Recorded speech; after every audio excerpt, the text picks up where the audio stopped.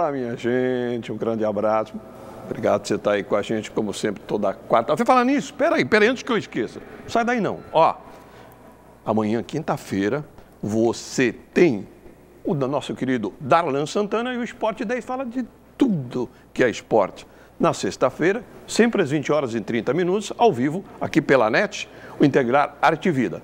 Segunda-feira que vem, quem? Ele, o polêmico Denis Simon e o Lente Esportiva. Terça-feira, o nosso querido Beto Rainer, falando do Cantinho da Várzea.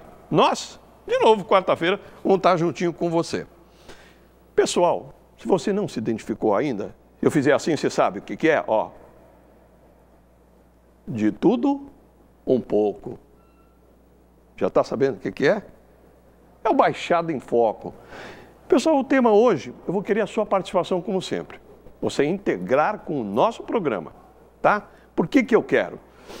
Quantas e quantas vezes, antes de eu apresentar os nossos convidados, fala assim, olha, sabe, eu fiz uma cirurgia do coração, eu fiz um transplante não, mas coloquei válvula aqui, válvula ali, fiz isso aqui. Ah, você foi a São Paulo. Surpreendentemente, pessoal, não sei se eu posso usar esse adjetivo, não. Foi feito na nossa Santa Casa, aqui na costa da Mata Atlântica, aqui na Baixada Santista. E como isso, nós temos outras coisas mais que o pessoal daqui acaba, não sei se ignorando, não sabe, não sei que adjetivo eu posso usar. É por isso que eu convidei prazerosamente, tá? Pela ordem, vamos respeitar a hierarquia, né? Ele que é, na realidade, o superintendente, olha o nome, da Irmandade da Santa Casa de Misericórdia de Santos, que é o Erimar Bremer, que nós vamos agradecendo a presença, e o diretor técnico, Dr. Marcos Calvo, que vão falar um pouquinho, eu estou usando esse termo, da minicidade que é a Santa Casa de Santos. Dr. Marcos, obrigado pela sua presença. O superintendente, na realidade, eu queria agradecer a presença de vocês dois aqui, porque a nossa função dos nossos programas aqui é passar para o amigo telespectador aquilo que ele não está sabendo. Então você vai aproveitar, se tem alguma dúvida relativa a isso, aquilo, Santa Casa, como é que eu faço, como é que eu não faço, como é que eu tiro tomografia, o meu vizinho está precisando fazer uma cirurgia, etc. e tal. Aproveito. Obrigado pela presença de vocês. Que agradece, na verdade é uma satisfação poder estar participando do programa ali, né, e conversar um pouco com o público da Baixada Santista. Eu também gostaria de agradecer. E uma coisa que a gente sempre lembra e gosta de comentar, a Santa Casa não é nossa, é da comunidade. A gente está passando lá, fazendo uma gestão, que daqui a pouco vem outro para dar continuidade a esse trabalho. Ela está há 469 anos atendendo a comunidade. Vamos repetir? 400? Ela completa dia 2 de novembro, né? Vamos, para ninguém dizer que eu, né? Lá, então, 469 anos. É uma instituição que passou por diversos governos, por diversas situações, ela sobreviveu a muitas coisas e deve sobreviver a muito mais. E ela vive graças à comunidade, é um hospital da comunidade e que tem que trabalhar pela comunidade. Esse é o maior prazer da Santa Casa. E quando a gente fala esses dados históricos, né, é até uma satisfação a gente poder dizer ali que no Brasil inteiro reconhece o trabalho feito pela Santa Casa, né? É a primeira Santa Casa do Brasil, aliás, o primeiro hospital do Brasil, né? E toda vez que se discute, se fala sobre história e sobre o trabalho das filantrópicas, a Santa Casa de Santos sempre é uma referência. Olha, eu vou tentar explorar vocês o máximo possível para que o amigo telespectador, aquilo que ele não conhece, ele passe a conhecer. Eu falei que, para mim, a Santa Casa é uma mini-cidade. Então, eu vou falar um pouquinho da infraestrutura, de como ela que é, quantas pessoas que, na realidade, emprega a Santa Casa. Então, eu perguntaria o seguinte, primeira coisa, quantos leitos existem na Santa Casa? Então, hoje a Santa Casa tem 785 leitos, né? Desses leitos, 85 são de UTI, né? Então é o maior hospital da Baixada, e dá para a gente dizer tranquilamente que é um dos 20 maiores hospitais do Brasil, né? Hospitais desse porte no Brasil a gente tem, não chega a 20, né? Então, a Santa Casa é o maior centro de leitos hospitalares, de leitos de UTI, né? Esses 85 leitos de UTI. São hoje 22 salas de cirurgia ali, né? É o maior centro cirúrgico da Baixada Santista, o mais bem equipado, né? Funcionários? Número de funcionários? 3.800. Quanto? 3.800. 3.800 funcionários. Isso sem considerar os voluntários. A Santa Casa tem algumas marcas históricas, inclusive de voluntariado.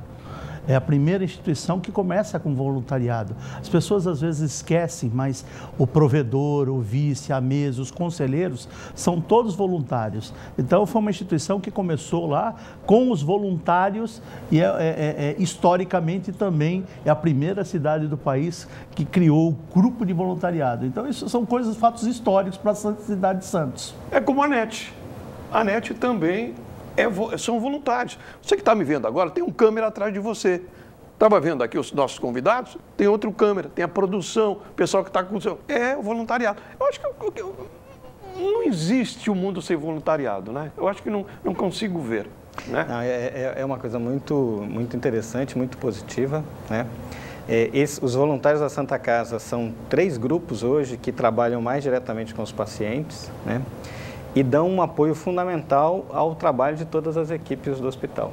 Antes que a gente fale, vai ser quase que específico, nós temos um vídeo para montar os voluntariados. Mas eu queria, se os senhores tiverem, qual é o número de cirurgias, internações, para passar um pouco da grandiosidade, para você ter ideia, o que é a Santa Casa de Santos?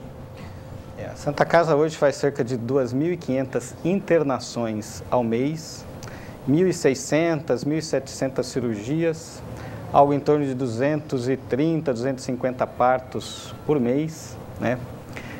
Além de procedimentos de quimioterapia, de radioterapia, de hemodiálise, né? Laboratoriais. Laboratório. O número de 120 mil exames mês de laboratório. Então, os números são grandiosos. Toneladas de roupa que se lava por dia e mês, né?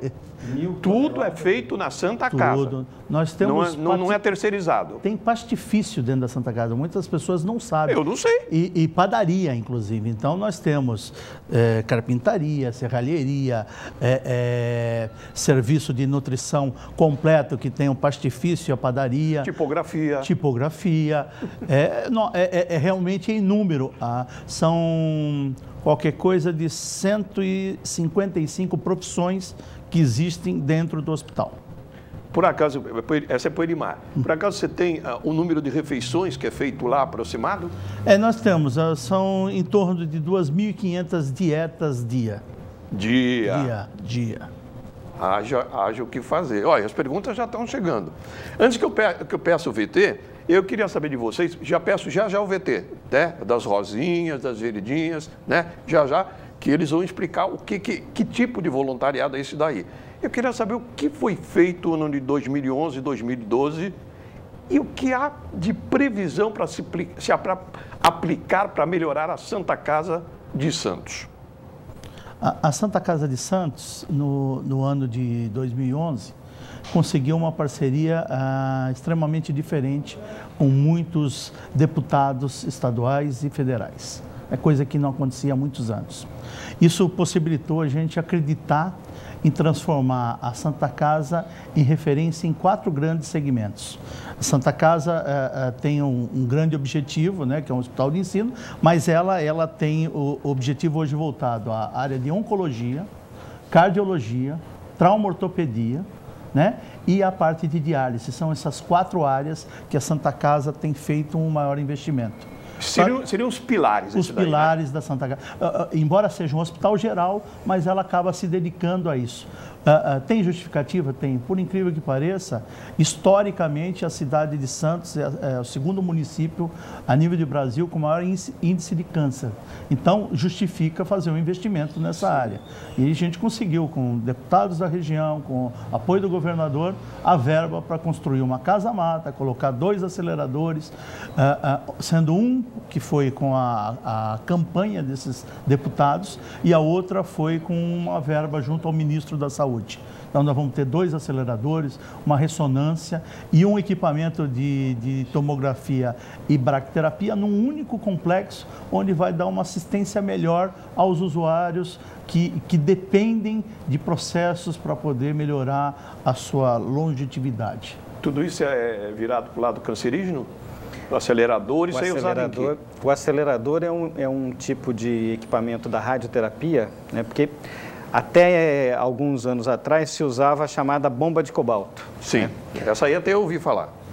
A bomba de cobalto, para você ter uma ideia, é uma pastilha muito pequenininha, né? Que vem num container, uma caixa de chumbo, né? Para proteger da radiação, que tem que vir importado do Canadá, que a gente compra.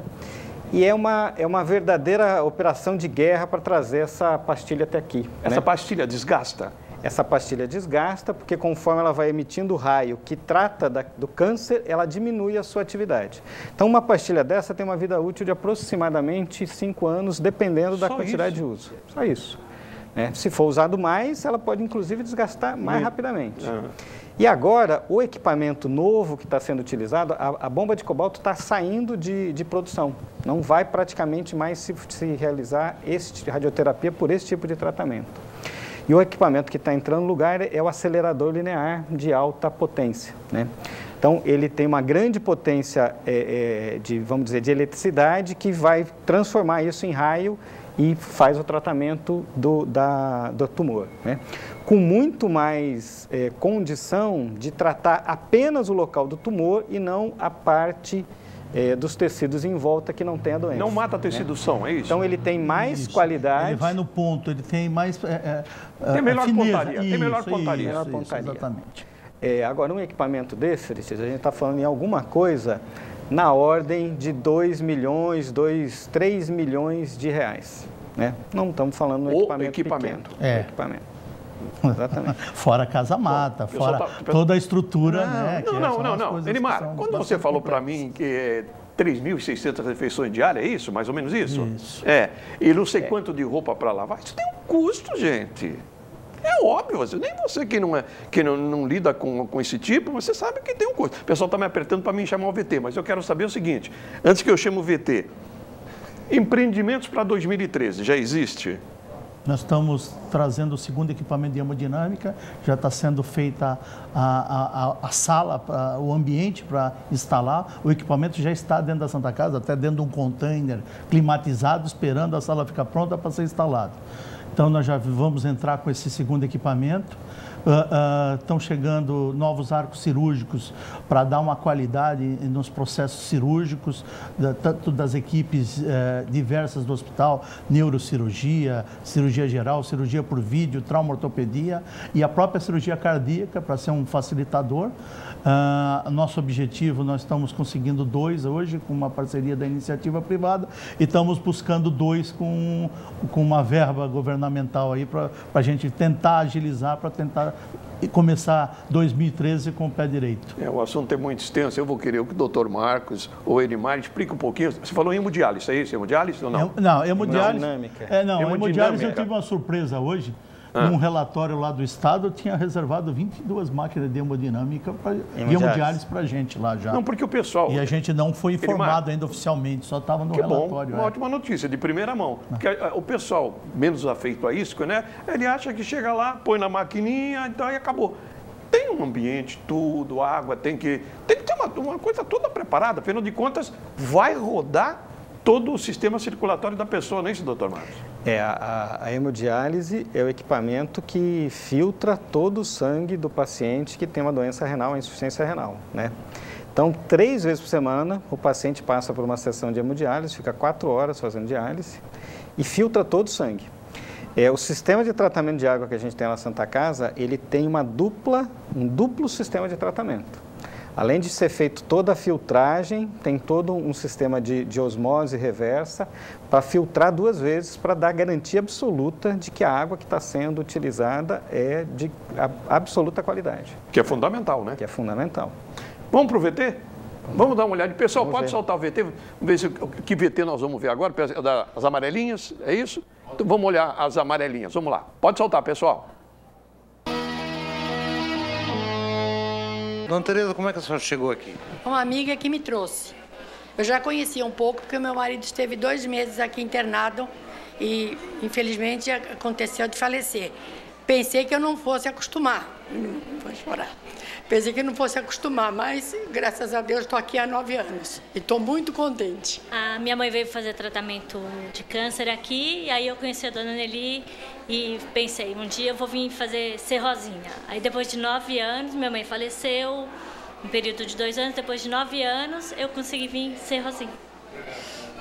Foi minha médica que me indicou aqui. Eu falei para ela que gostaria de fazer um trabalho voluntário, que sempre fiz, morava em São Paulo, sempre me dediquei a isso. E não estava tendo conhecimento de algum lugar assim que eu gostasse que me adequasse, né? Ela falou, tenta a Santa Casa. Aí eu vim aqui, falei com a dona Nelly, conheci várias pessoas maravilhosas e estou gostando muito. Eu tive uma surpresa, não sei se foi azar ou sorte, eu tive um probleminha no útero sem ter nada, assim, eu operei. No fazer o exame do útero, acusou um problema de câncer, né? Aí eu levei um choque, 15 dias depois de operada. Aí cai a casa, né? Você acha que não vai acontecer com você, porque eu tinha 42 anos. Aí eu fiquei fazendo um tratamento, ainda light, que eu falo, porque eu só fiz braque e rádio. A quimio eu não precisei por causa do problema que não estava para fora.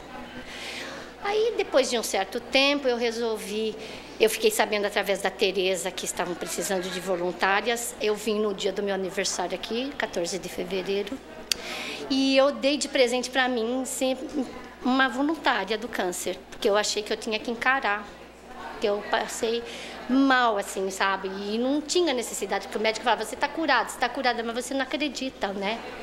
Então eu procuro agora passar para as pessoas um pouco de esperança, porque eu emagreci bastante, porque fechava a minha garganta, eu não conseguia comer.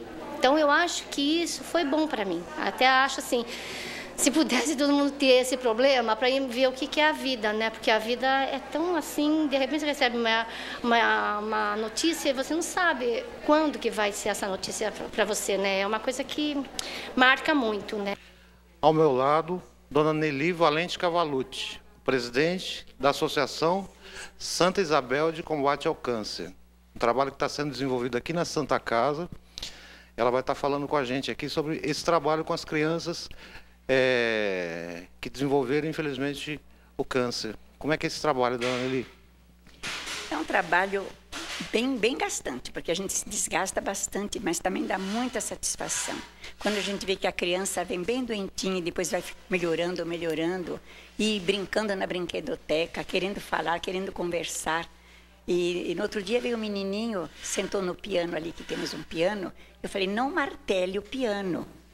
Ele olhou bem sério para mim e disse, e aonde está o martelo? Eu disse, os seus dedinhos. E os meus dedinhos estão martelos? Não, filhinho, é uma maneira de dizer. É que está socando, batendo forte. Então, é como se fosse um martelo batendo. Já entendi. Então, as crianças aqui, o meu título das crianças, eles me chamam de noninha. Eu não gosto de que chama de vovó. Primeira vez eu falei noninha. Agora, todos eles me chamam de noninho. Lá naquele pedaço, eu tenho que tirar o sapatinho para subir. Falei só para um menino. Ele tomou conta de todas as crianças. Quando eu chego lá, está todo mundo descalço. Então, são crianças espertas, maravilhosas. E as mães estão, assim, estando numa alegria muito grande agora, porque pegaram confiança, lógico. São 15 anos que estamos aqui labutando com elas. A maioria já tem confiança. Elas vêm segundas e quartas-feiras, ficam aqui com as crianças, enquanto o médico não chama. E elas estão aprendendo no artesanato. E elas, com isso, estão se abrindo. Elas vão na psicóloga e dizem assim, dona Nelly, a maior psicóloga daqui que existe é esse trabalho que estamos fazendo. E com isso elas estão ganhando um dinheirinho também. Aqui elas encontram tudo o que elas precisam. Elimar Breme, Dr. Marcos Calvo. São essas coisas, amigo telespectador, que você viu agora, que eu não perco a confiança na humanidade. Porque você ouve falar de tanta coisa ruim, mas quando aparece uma imagem dessa, nos revigora, não é verdade? E antes que eu passe para os convidados, eu falei nas amarelinhas apareceu as rosinhas, porque tem amarelinhas, rosinhas e verdinhas. Eu abro para vocês. Uma coisa que a gente sente e é gostoso de ver, você vê uma voluntária de 42 anos falando por ter passado por um processo e ela se sentiu melhor trabalhando com outras pessoas para dar esperança às pessoas. A gente tem no grupo das amarelinhas uma voluntária que tem 87 anos. Nossa! Se você visse a agilidade dela caminhar naqueles corredores, e em 20 anos de Santa Casa, ou seja, eu a conheci com 67 anos, são 20 anos que eu vejo essa mulher todos os dias sorrindo e preparada para atender alguém. Isso é muito legal. Eu vou pedir para os senhores a diferenciação de amarelinhas, verdinhas e rosinhas. Rosinhas ficou claro aqui, né, na reportagem. As amarelinhas é o grupo mais antigo ali, né? Então, é um grupo que já tem mais de 50 anos, a Associação dos Voluntários da Santa Casa, as amarelinhas têm mais de 50 anos. Esse é um dos primeiros grupos do Brasil, foi isso que o Edmar falou no começo. Presidida pela dona Janete. Presidida pela dona Janete. São 50 voluntários amarelinhas, né? As amarelinhas, bem mais. Bem mais? Acho que são 150. Algo em torno de 150. Então, fugiu algum aqui da minha cola, que fugiu algum aqui. As amarelinhas trabalham com os pacientes em geral, né? Ajudam a recolher, coletar roupa para paciente necessitado, um enxoval para uma criança que não tem condição, recém-nascido, às vezes uma fralda para um idoso ir para casa, né? Até algum medicamento que precisa na hora de ir para casa. E também no trabalho com os pacientes, né? Então, leva o paciente às vezes fazer um exame, ajuda a contar uma história para esse paciente. É quase um parente do paciente. Quase um parente do paciente. É um acompanhante também desse paciente, né? Esse é o trabalho das amarelinhas. As rosinhas fazem esse mesmo trabalho para os pacientes com câncer, né? Então, já é um trabalho mais focado nesses pacientes com câncer. Isso deu para a gente ver bem no vídeo que demonstrou isso. E as verdinhas é um projeto diferente, que começou, já tem 7 anos, né? Mas ele faz, as verdinhas fazem o trabalho de controle de qualidade do hospital, né? Olha que legal. Então, toda pessoa, ao ser internada, ela recebe uma ficha que ela dá uma avaliação sobre vários itens do hospital. De alimentação, o atendimento médico, atendimento de enfermagem, recepção. Então, ele dá uma nota naquilo, né? No final da internação, esse questionário ele é recolhido e as verdinhas fazem o que a gente chama de Ibope, né? Mas é uma pesquisa de qualidade com os pacientes, primeiramente só com os internados, agora a gente já está fazendo com os pacientes ambulatoriais, né? Então, quem está no pronto-socorro, nos locais de exame e tal, a gente também está fazendo. E todas as reclamações ali, toda reclamação que alguém quiser fazer, seja na ficha de avaliação ou espontaneamente, as verdinhas elas criam um processo, né? E isso é questionado das pessoas envolvidas, né? Dos profissionais, e é feita uma resposta dando o retorno daquela queixa, né? Então, é um trabalho extremamente importante na questão da melhoria da qualidade do hospital. Então, pelo que eu estou vendo aqui na minha ficha, os senhores têm 40 chefes. Exatamente. Isso deu uma transparência, porque o primeiro processo era feito por funcionários. Você ficava inseguro que o processo não podia ter alguma... Você escreveu legal. Fumo com a ficha. Desta forma, não deu uma transparência. Se cria indicadores, nós temos hoje indicadores do hospital, e isso você consegue corrigir falhas. Não vamos dizer que somos perfeitos, mas a gente sempre vai procurando melhorar e com essa informação vira um facilitador para o processo. Só para finalizar, Ari, o objetivo é ter 85% de ótimo bom. Tá? Olha. Quando está abaixo de 85%, vai um comunicado para o setor para ver o que está acontecendo. Pessoal, nós estamos no finalzinho do primeiro bloco. Vamos continuar. Esse assunto nem começou ainda a ser parlamentado, se é que eu posso falar em italiano dessa maneira, né? Eu tenho uma pergunta para os senhores aqui. Estou esperando as suas perguntas. Ninguém tem dúvida da Santa Casa? Ninguém tem dúvida o que faz, o que não faz, né? Eu fiquei satisfeito com o Edmar falou. Para 2013, Dr. Marcol, vai chegar muita coisa boa, hein? Não vamos precisar estar subindo a serrinha, não. né? Quem sabe, né? Antônio José, obrigado por você ter ligado. Ele pergunta para os senhores: gostaria de saber qual o procedimento para ser membro da Irmandade da Santa Casa e como funciona a estrutura administrativa da Santa Casa. A estrutura da Santa Casa ela é composta por 2 conselhos, onde existem 1000 voluntários que fazem parte desse grupo, que escolheram 200 senhores da nossa comunidade para fazer a gestão. Desses senhores, eles escolhem o provedor e o vice, que compõem uma mesa administrativa. Esta é a área de voluntários do hospital. A segunda questão é a área profissional, que começa com o meu cargo, de um diretor superintendente, depois tem diretor de apoio, diretor técnico, diretor clínico, diretor administrativo e diretor financeiro. Okay? Hoje nós estamos em vacância com essas 2 vagas, ainda a gente está suprindo essas necessidades, e as gerências, e depois vem os funcionários. Só na área de enfermagem nós temos 1.200 funcionários, então você vê que são realmente áreas extremamente gigantescas. É uma mini cidade, para mim aquilo ali é uma mini cidade.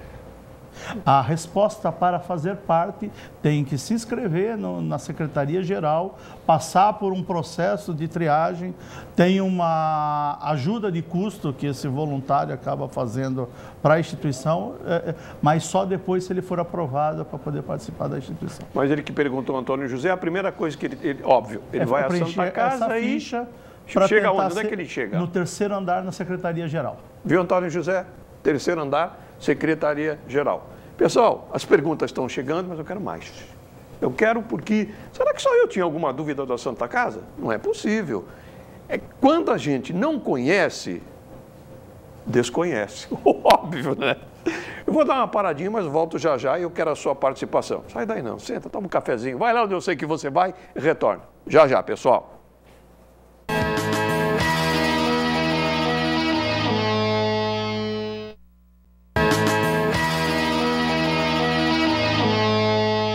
Ok, minha gente, obrigado por você continuar. Ó, as suas perguntas, eu quero mais perguntas, né? Aproveita, tá na hora, tá aqui o doutor Marcos, tá aqui o Erimar, superintendente. O pessoal conhece a fundo a Santa Casa. Vamos começar pelas suas perguntas, tá? Rose Malta. Rose, obrigado por você ter ligado. Ela é do Gonzaguinha São Vicente. Ela fala o seguinte: senhores, minha sogra ficou internada pelo convênio, foi muito bem atendida, porém uma amiga minha internou pelo SUS e teve uma grande diferença de atendimento. Por que existe essa diferença? Na realidade, o que às vezes as pessoas entendem como grande diferença é a questão da hotelaria. Né? Ela tem a certeza que tudo que foi feito em relação às 2 mães, ou às tias, ou seus parentes, são feitos com a mesma preocupação. Nós não fazemos nenhuma distinção quando o paciente está dentro de uma UTI, dentro de um centro cirúrgico, que ele está passando pelo procedimento, tudo que tiver de melhor a Santa Casa usa para atender esse paciente. Este é o grande diferencial da Santa Casa. Ela não diferencia o paciente que está lá dentro. A hotelaria, sim, lógico. O que a gente recebe vamos dizer, por uma operadora pública em relação a uma operadora privada, é uma diferença grande que faz com que isso a gente tenha que ter um diferencial na acomodação. Você sabia que a Santa Casa faz, é o que eu vou ler agora, também não sabia, implante de córnea? Deixa eu ler porque eu nem acabei lendo a notícia aqui, ó. Aida Amorim. Aida, obrigado por você estar ajudando a fazer o programa. Ela é do Jardim Casqueiro. Diz Aida ou Aida, é um nome difícil, né? Aida ou Aida. Quero agradecer a todos da Santa Casa, pois no dia 22 de agosto fiz um implante na vista e ela escreve, fui muito, está escrito, pessoal, não estou exagerando, bem atendida por todos, sem exceção, desde o porteiro, faxineiro, até a administração, é Aida ou Aida Amorim. Obrigado. Muito obrigado. Na área de oftalmologia, nós temos um serviço de grande porte na área de oftalmo, né? Além do tratamento da catarata, né, que é o mais tradicional, tem inúmeras cirurgias especializadas que são realizadas, inclusive o transplante de córnea, né? Então, hoje, se um paciente precisar de fazer transplante de córnea, não tem praticamente fila de espera, é coisa de algumas semanas até fazer os exames pré-operatórios, mas a gente tem a satisfação de poder fazer e ter um excelente centro de referência em oftalmologia. Eu me permitir, Ari, eu acho que a gente tem que aproveitar essa oportunidade, lembrar que a Santa Casa também é um hospital que faz captação de córneas, né? Às vezes as pessoas não sabem, é algo quase que imperceptível de um procedimento desse, de tirar a córnea de um paciente que evoluiu a óbito, né? A gente faz esse processo e permite que volte a visão muitos outros pacientes, né? Cada paciente consegue praticamente dar visão a 2 novos pacientes. Então, seria extremamente importante as pessoas se conscientizarem quando houver o óbito do paciente, ele perguntar se ele pode fazer a doação de córnea, que são poucas doenças que impedem que ele faça essa doação. É um processo muito simples e é um processo que poderia ajudar muitas mais pessoas. Antecipadamente ele pode fazer essa doação? Antecipadamente ele pode falar, eu sou doador, mas daí ele tem que cair. Na verdade, hoje modificou um pouco essa sistemática, né? No momento do óbito, quando há uma possibilidade de doação, tem uma equipe da Santa Casa, treinada, que faz a abordagem, conversa com a família e vê se a família tem interesse, né? Então, todo cidadão, toda pessoa é potencialmente um doador, mas precisa de uma autorização da família. Veio uma pergunta aqui do Eruni Correia, que eu ia fazer no finalzinho do programa, mas já vou aproveitar, vai falar de planos de saúde. Ele pergunta, Eruni, obrigado por você participar, ele é de Praia Grande da Vila Tupi. Diz ele, a Santa Casa tem algum plano de saúde para a terceira idade mais em conta? Tem essa possibilidade de ser... É complicado. Eroni, tem cabelinho branco, Eroni? Tem cabelinho... É brincado, né, gente? A máquina está começando a... O plano de saúde da Santa Casa é o... Doutor Marcos está dando risada, viu? É o plano de saúde mais novo da Baixada Santista. Mas mesmo assim já está completando aí 18 anos, né? Esses planos voltados para idosos, eles têm uma estrutura diferenciada. A gente tem trabalhado bastante com uma preocupação nessa população, mas eu acho que a gente ainda não tem, vamos dizer assim, um produto específico para o idoso. Eu acho interessante, é impressionante como eu já falei, né? Toda vez que eu saio aprendendo alguma coisa, eu saio alegre, feliz e satisfeito daqui. Espero que você aprenda também. Preste atenção nessa notícia. A Santa Casa recebeu o selo ouro do CQH. O que quer dizer isso? Compromisso da qualidade hospitalar. Em que? No geral, como é que esse CQH, como foi que a Santa Casa conquistou?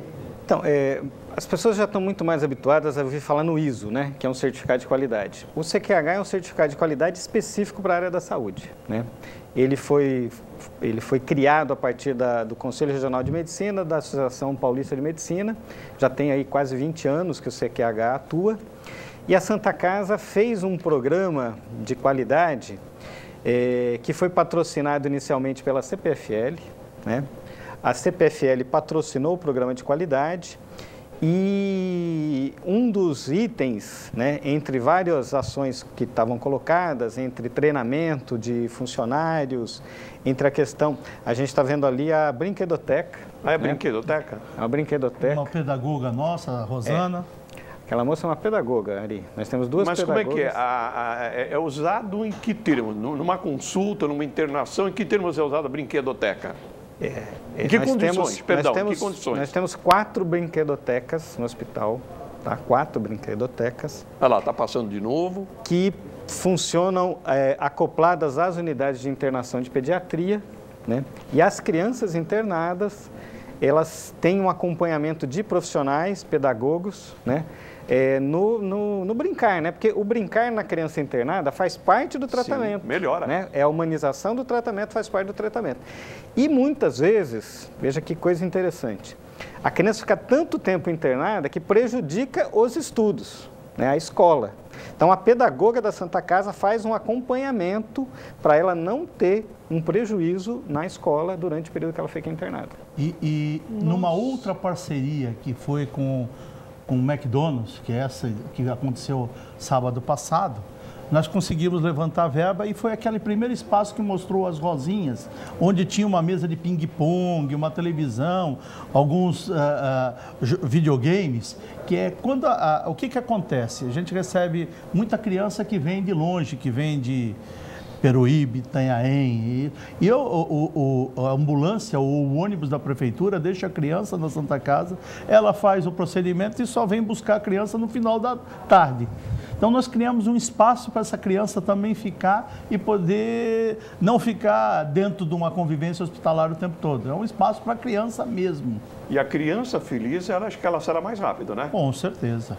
Eu queria, se vocês puderem, pessoal, vocês puderem repetir as imagens, para que o doutor Marcos, para que a gente pudesse falar em cima das imagens, se for possível, vai? Com calma devagar. Nós vimos, acho que foi o berçário ali, né? Rapidamente. Era o centro obstétrico e o berçário. Vou pedir, se for possível, repetir as imagens, tá bom, pessoal?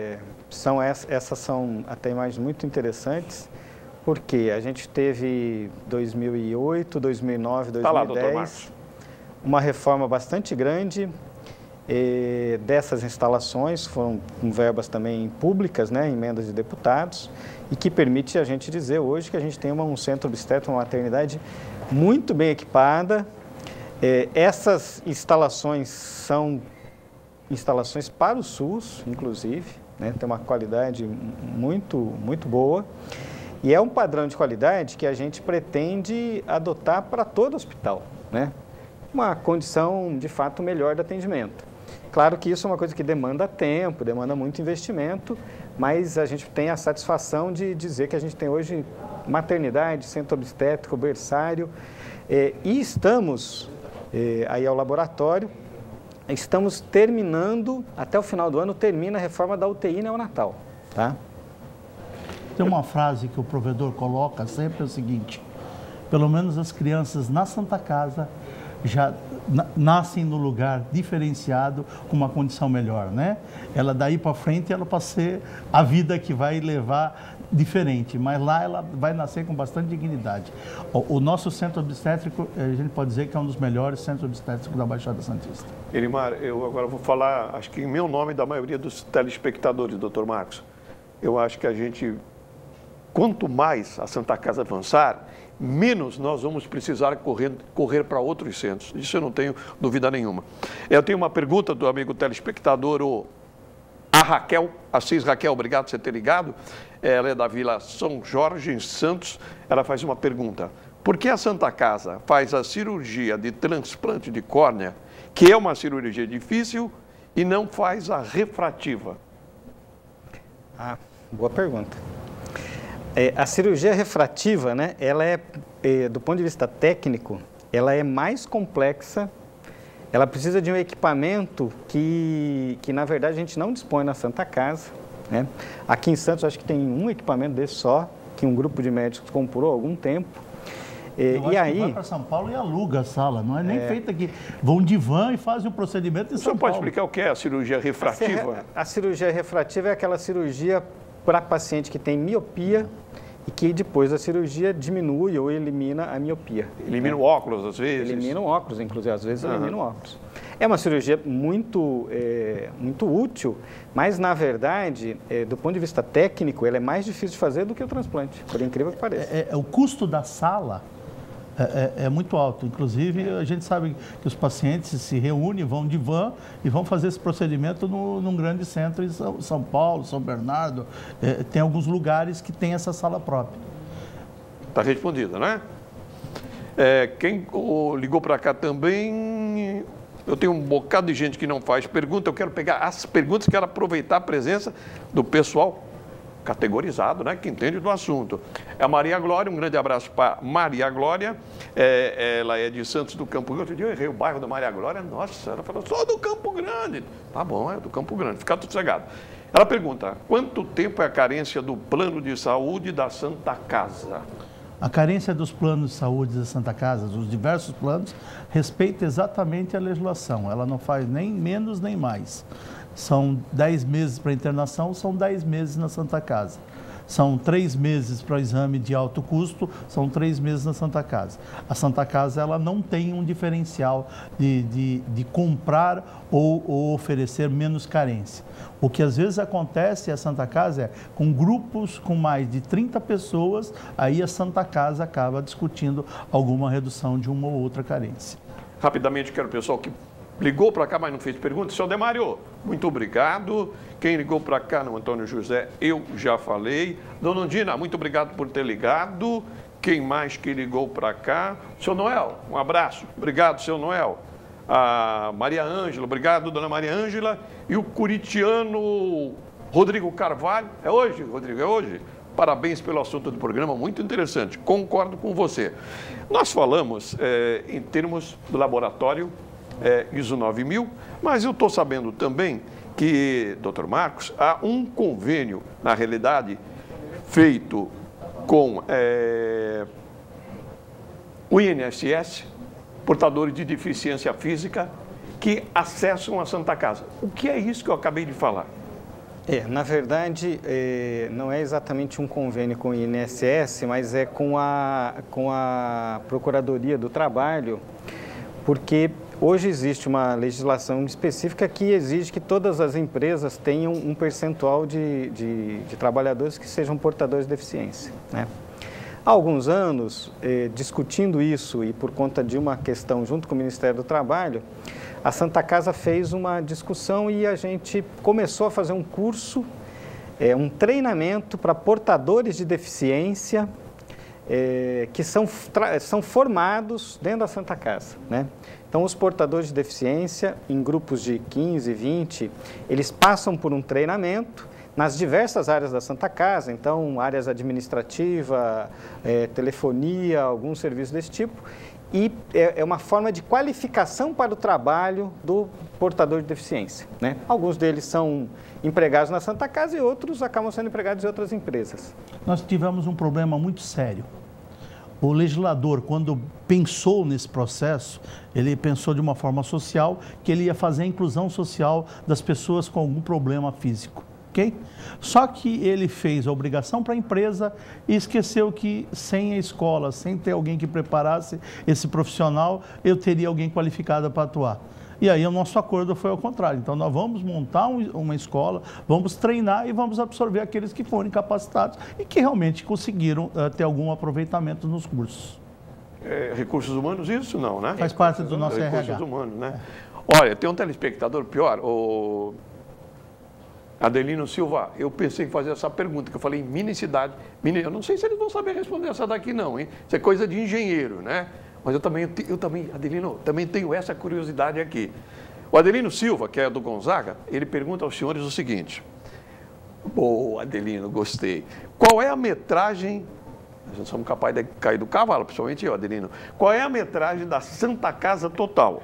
Essa metragem pretende ser aumentada? A metragem do terreno... Os senhores sabem essa também? A metragem do terreno são 100 mil metros quadrados. Né? E hoje, de área construída, nós estamos com 44 mil metros quadrados e pretendemos fazer mais alguns puxadinhos que a gente brinca, né? E uns puxadinhos aí com mais meia água, 6 mil assim. Metros, 10 mil metros, 15 mil, 20 mil. Então, existem estudos de a gente aumentar os nossos puxadinhos e chegar pelo menos a uns 60 mil metros quadrados. Só para falar mais um número em relação a isso, Ari, assim, o prédio da Santa Casa, o prédio atual, apesar de 469 anos, o prédio atual tem 70 e poucos anos, né? A gente teve um problema nesses últimos anos em relação ao telhado. Santa Casa está trocando todo o telhado. Só de telhado são 12 mil metros quadrados. Nossa Senhora. Tá? Mas foi bom isso? A gente juntou um lado ruim para um fato bom? Uma obra de aproximadamente 4 milhões de reais, vamos dizer assim. 4 milhões? Para trocar toda a 12 telha, mil metros quadrados. todo o madeiramento. É um número muito grande. Adelino, os homens conhecem, viu? Pensei que nós íamos pegar ele na curva, né? Mas não deu, não. Pessoal, nós somos da Pedagoga, nós temos um VT da Pedagoga. Vamos dar uma olhadinha? Pode soltar, faz favor. Estamos aqui com a Rosana, que é a pedagoga do setor de oncologia da Santa Casa de Santos. Ela vai estar falando para a gente sobre a importância desse trabalho pedagogo junto com as crianças. A gente desenvolve um trabalho de atividades desenvolvidas, são diversas atividades que a gente planeja, são jogos, atividades no computador também, atividades de pintura, com tinta. Então, nesse período que a criança está em tratamento médico aqui na oncologia, a gente auxilia bastante nesse entretenimento das crianças, desse desenvolvimento da memória, da concentração, da criatividade, da interação social. E a gente vê, nós como profissionais aqui da área, a gente sente o quanto é importante. Às vezes as pessoas de fora não têm essa noção da importância desse trabalho, do que seria se a gente não existisse, se esse espaço não existisse, né? Porque muitas vezes as crianças às vezes têm alta do médico para ir embora para casa e ficam em dúvida, não sabe se vai embora ou se fica, né? Porque aqui ela tem o acompanhamento, ela acaba fazendo amizade com a gente, com as pessoas, com a equipe que trabalha aqui. Então, acaba tendo um vínculo muito grande, né? E muitas vezes em casa, eles não têm essa atenção toda que a gente dá aqui para eles, que a gente conversa, que a gente às vezes fala sobre a doença, algumas dúvidas que eles tenham. E mesmo durante algum desenvolvimento de alguma atividade, a gente vai esclarecendo algumas dúvidas para eles, tira um pouco essa angústia, esse sofrimento, esse medo que eles sentem, né? Porque, na verdade, o único medo que a gente percebe que existe mesmo em relação ao tratamento é quando eles têm que funcionar a veia, né? Então, é um pavor para eles. Nesse momento, às vezes, quando eles têm que sair daqui para fazer algum procedimento desse tipo, eles ficam bem assustados mesmo, mas logo passa, é feito o procedimento, às vezes, no momento que eles estão mais calmos, e eles voltam novamente para cá, né? Então, eu acredito que eu não tenho assim ideia, nem eles acham, os próprios pacientes, do que seria se esse espaço não existisse. Qual o trabalho aqui que é desenvolvido aqui na maternidade? Bom, a nossa maternidade aqui, nós temos 25 leitos, todos destinados aos pacientes SUS, né? Todas as mãezinhas que vêm encaminhadas da rede básica, passa com o seu pré-natal, elas adentram o nosso serviço. Quando ganha neném, ela vem aqui para o alojamento conjunto. O bebê, quando tem algum probleminha, ele vai para a UTI neonatal, mas se está tudo ok, ele vem aqui para o alojamento conjunto.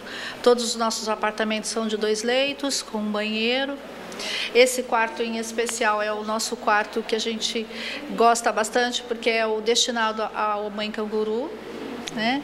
É um projeto do Ministério da Saúde que o objetivo maior é favorecer principalmente o relacionamento do bebê com a mãe e estimulação do aleitamento materno. Então, é o bebê que normalmente nasce com baixo peso, então ele não tem condições de imediato de ir para casa, por ser muito pequenininho, mas ele está estável, então ele fica com a mãezinha aqui internado no nosso apartamento, e o máximo de tempo possível em posição mesmo do contato com a pele, até que realmente ele consiga atingir o peso ideal. E as perguntas estão chegando e eu vou fazendo as perguntas, porque o tempo urge, o tempo passa, diz o ditado. A Fátima do Embaré, Fátima, obrigado por você ter ligado. Ela pergunta aos senhores, vai colocar? Não, vou ler o que está escrito, por gentileza, doutor Marcos. Vou colocar um desfibrilador. Gostaria de saber se na Santa Casa tem algum equipamento que faça a regulagem. Desfibrilador? Existe hoje o processo de hemodinâmica nosso lá, que você instala um marca-passo com desfibrilador. Ele é um equipamento hoje bastante sofisticado, né? E que hoje já é rotina no hospital. Hoje, pelo menos uns 3 por semana são colocados lá, no mínimo por semana. Só que é um equipamento que, se você tem um marca-passo que deve custar aí em torno de 5 mil a 10 mil reais, um aparelho desse com desfibrilador custa de 90 a 120 mil reais. Viu? Mas saúde é saúde, né? Acho que saúde não tem preço, né? A Anésia de Souza, do Marapé, ligou. Obrigado, Anésia, por ter ligado. Terá alguma melhoria no SUS? Não sei se vocês podem responder isso. Haverá alguma melhoria, Anésia? Pergunta no SUS. A gente está com um projeto bastante interessante em desenvolvimento, faz parte de um programa do Ministério da Saúde. Na verdade, 2 programas, a Rede de Urgência e a Rede Cegonha. A Rede Cegonha envolve aí a ampliação da UTI neonatal, que deve estar terminando no final do ano. E a rede de urgência e emergência a perspectiva é de redefinir a porta de entrada do hospital, né? Uma grande reforma no pronto-socorro. É um pronto-socorro de referência. As pessoas primeiramente serão atendidas nas unidades pronto-atendimento do município e serão depois encaminhadas para a Santa Casa, inclusive prevendo o tratamento de infarto e de AVC pelo SUS, né? Até o final do ano que vem esse projeto deve estar em andamento. Quem ligou para cá foi o Zacarias, São Vicente, Gonzaguinha. Parabéns ao doutor Marcos Calvo pelo seu trabalho. Com certeza você terá sucesso em tudo que faz. O Zacarias está parabenizando o doutor Marcos. Sem comentários. A Marlene não aceita comentário. Crítica, fala crítica, viu? Mas crítica amigo agora, conhecido de longa data. Vamos lá. Zacarias. A Marlene Alves faz uma crítica porque os funcionários da Santa Casa não têm plano de saúde. Marlene, vai ser respondido. A mesa e o provedor entendem que é o seguinte: o funcionário da Santa Casa não tem que ter custo de pagar um plano de saúde. Ele tem que ser atendido pelos colegas que atuam dentro da mesma instituição. E ele é muito resistente a isso. Ele acha que ali nós temos que entender que o colega de trabalho tem que ter assistência nossa dentro da casa. Então, se ele precisar de uma vaga, nós vamos ceder um leito para ele. E aí os demais colegas vão dar assistência para ele. Então, não justifica ele ter que pagar um plano de saúde para ter essa assistência, que a gente já garante isso para ele. Olha, a produção está querendo derrubar vocês dois, principalmente esse produtor aqui à minha direita. Não respondam, por favor, não respondam. Chegou no meu ouvido aqui e falou: Ari, falei, que é? Pergunta para eles quantas portas tem na Santa Casa. Deixa para lá. Vamos falar do Hospital Ensino, que é muito melhor. Santa Casa não só atende, não. Santa Casa também ensina. O que é o Hospital Ensino da Santa Casa? Na verdade, a Santa Casa ela tem uma tradição de sempre ter sempre ter atuado na formação dos profissionais na área da saúde. Na área da saúde, você, Ari, que é também da área, que conhece bem isso, é fundamental que tenha qualidade, qualificação, treinamento para os profissionais da área da saúde. E, historicamente, o padre José de Anchieta deu aula nos corredores das Santas Casas de antigamente, né, dos prédios de antigamente. Então, a Santa Casa tem uma tradição muito grande de formar profissionais na área de saúde. Hoje, praticamente todas as escolas, as universidades que têm curso na área de saúde fazem estágio dentro da Santa Casa. E aí o Ministério da Saúde criou essa modalidade, chama Hospital de Ensino, né? É o equivalente a um hospital universitário público, que tem nas universidades federais, estaduais, né? Mas a gente tem a Faculdade de Medicina da Unimes ali dentro e aproximadamente no ano todo, entre curso de medicina, de enfermagem, de fisioterapia, de nutrição, os vários cursos, nós temos mais de 1.000 alunos que passam em estágio todo ano dentro da Santa Casa, né? Isso é uma coisa que é um papel extremamente importante que qualifica a mão de obra na área de saúde da região e traz um benefício também porque exige que os nossos profissionais estejam sempre atualizados, o que nos permite dizer que também traz mais qualidade para o paciente. Olha, eu queria dar 1 minuto para cada um, imagino que seja uma barra de 2 minutos, mas não vai dar. O Antônio José mandou uma... É que a gente às vezes leva, desculpe o termo, leva muita cacetada. Quando a gente vê uma coisa boa dessa, você também tem que passar, né? Antônio José, obrigado por você ter religado, né? Ele pergunta o seguinte: a Santa Casa de Santos poderá se candidatar para receber o Prêmio Nobel da Paz? O Prêmio Nobel da Paz não, mas a grande... Mas eu elogio, você entendeu? Eu acho que a grande vitória da Santa Casa de Santos, e a coisa mais gostosa da Santa Casa de Santos, que em todas as catástrofes, lamentavelmente, que ocorreram nessa cidade, a Santa Casa nunca deixou de atender nenhum paciente. E ela se une para atender todo mundo. Sai todos os funcionários de casa, se dirigem para a Santa Casa, sem a gente pedir. É uma coisa tão gostosa, os médicos se dirigem para lá, os funcionários se dirigem para lá. Eu lembro, o último que eu lembro foi um incêndio que houve no Hospital dos Estivadores e transferiram todos os pacientes para lá. Então, essa coisa é muito gostosa na Santa Casa. Eu acho que isso a Santa Casa não vai perder nunca. É um grande hospital de emergência, né? Mas... pena que o nosso tempo é curto e a gente não pôde falar do pronto-socorro, que a gente precisava dar um recadinho em relação ao pronto-socorro que vai ficar para a próxima vez. Eu quero agradecer a presença do superintendente do hospital, Elimar Breme, a presença do Dr. Marcos Calvo, diretor técnico, e desejar que vocês, na realidade, com esses planos, com esse elan, com a participação, porque ninguém faz nada sozinho, a nossa Santa Casa melhore cada vez mais. Obrigado pela presença de vocês. Por gentileza, podem se despedir. Obrigado, Ari. Uma grande satisfação e com certeza a gente retorna numa outra ocasião para falar mais sobre a Santa Casa. Elimar. Obrigado, Ari. E como você disse, nós não fazemos nada sozinhos. Nós também gostaríamos de agradecer a nossas equipes, que sem as nossas equipes lá nós não somos nada. Então, muito obrigado a todos e obrigado pela oportunidade de estar falando aqui da nossa Santa Casa. Verdade. E falando da nossa Santa Casa, eu quero agradecer, como foi falado, não fazemos nada sozinho. Há muita gente aqui por trás, câmera, som, imagem, produção, e você que participa sempre. Gente, ó, vou até deixar aqui.